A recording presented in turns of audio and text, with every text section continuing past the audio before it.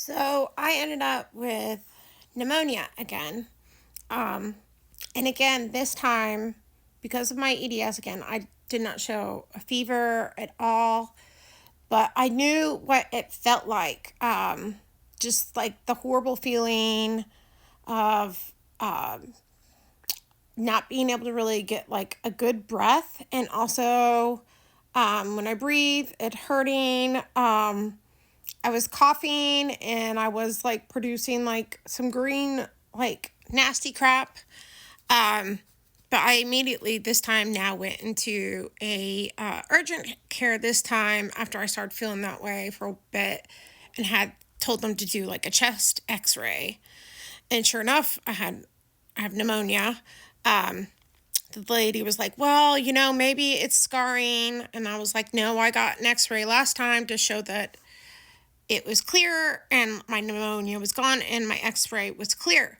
But I now know, even though I'm not showing a fever, I do though have still, like, I'll be freezing and then I'm hot, freezing, then hot, and nauseous. That's a big thing too. Like, no appetite. Like, I mean, I'm talking, I don't want to eat anything at all for, like, I'll go like a week with hardly eating.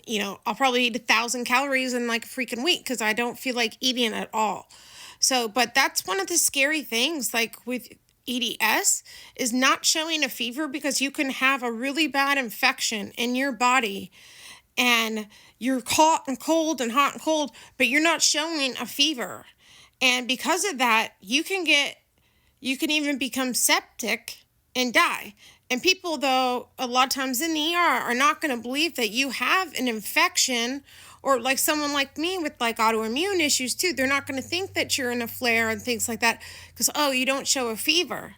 But that's something you need to know to be aware of.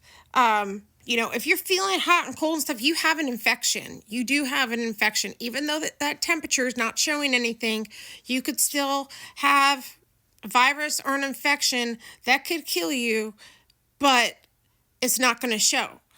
So it's just something, if you have EDS, also comment too if you're one of these people that gets like, super sick and you don't show a fever. I've been told by one of my other doctors who is an EDS specialist that, that this is a common thing. So just find it kind of scary and interesting.